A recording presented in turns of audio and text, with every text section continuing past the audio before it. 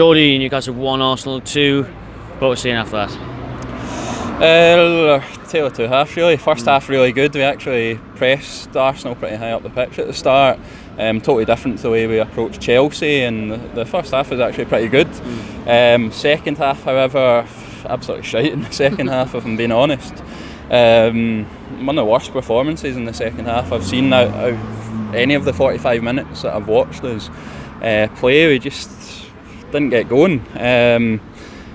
Straight from the kick-off, Arsenal just passed the ball around. We gave them 20 yards of space every time they had the ball. Midfield, players like Ozil, you give him 20 yards of space, he's going to hurt you, and we just didn't get close enough to them to be able to win the ball, counter-attack, the things that we were doing in the first half. And I think I put that down to Lascelles having to go off. There was absolutely no leadership in the second half, no organisation, and you could see the team was just disorganised. We had a solid shape in the first half, pressed their team, worked together. There was none of that in the second half. That comes from having Clark and Fernandes at back, just doesn't give me any confidence. So don't know what the situation is with Lascelles, if he's injured or whatever, but I need to hope that he's back fit anyway soon.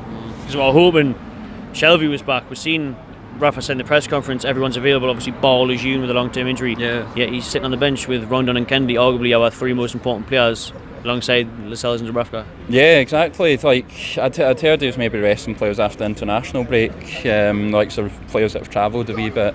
But Shelvey hasn't, and if he's back fit, why is he not? He's best player on our team, not just the best central midfielder, the best player on the team, the most important player, the guy that was for me probably our best player last season. Everything goes through him. He sets the tempo, he presses, gets the ball, passes, and Isaac Hayden's a player who was wanting to leave the club.